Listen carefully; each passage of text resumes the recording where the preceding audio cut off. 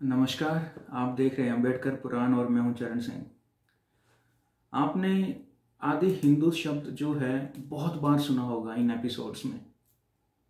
आज एक ऐसा चैप्टर आया है इस बुक में जहां पर इसके बारे में बात की गई है कि ये स्वामी जी के थ्रू कब यूज़ किया गया और इसकी घोषणा कब हुई।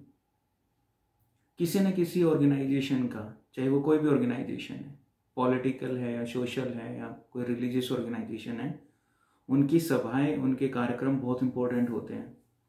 जैसे आपने देखा होगा कि कांग्रेस हर साल एक अपना अधिवेशन करती थी अलग अलग शहरों में।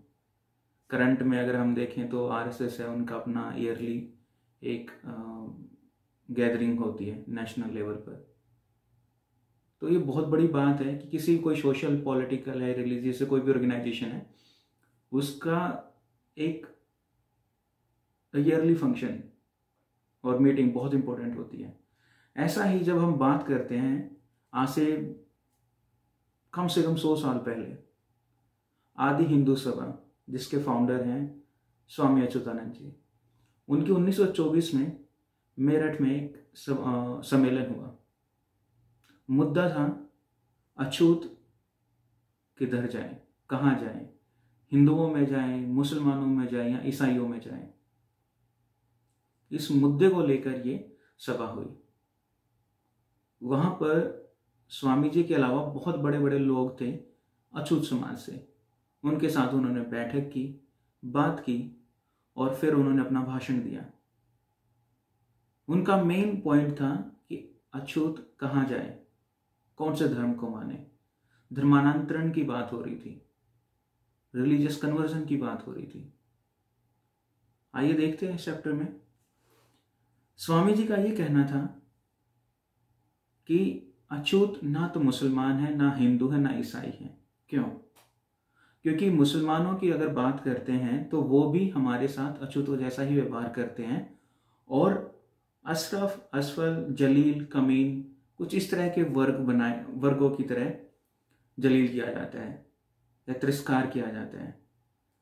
वो कहते हैं कि ईसाई लोग भी जो नए अछूत हैं, क्योंकि उस टाइम पर जो कन्वर्जन चल रहा था, ये उसके बारे में बात हो रही है।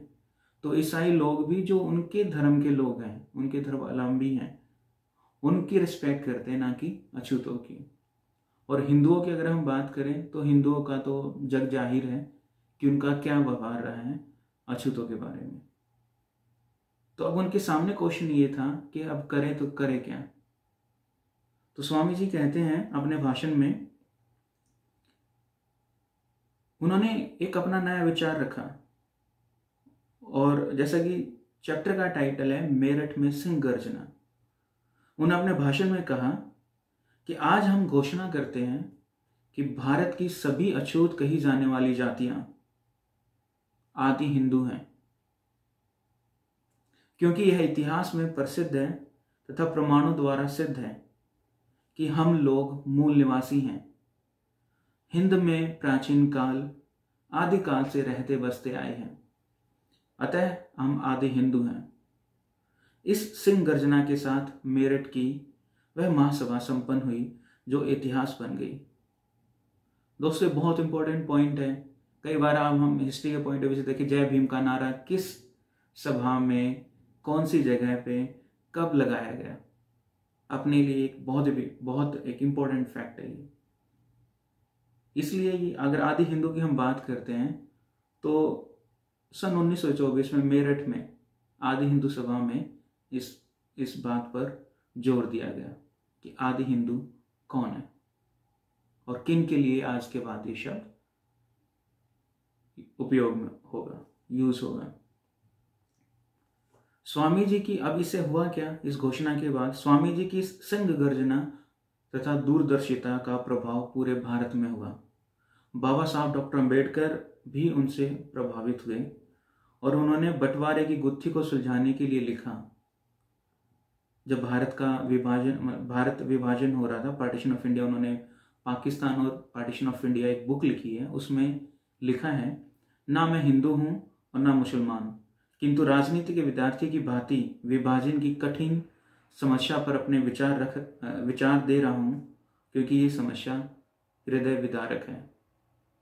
Volume 8 writing and speeches of doctor B R Ambedkar, published by Ministry of Social Justice and Empowerment, Government of India, available at Ministry of External Affairs website.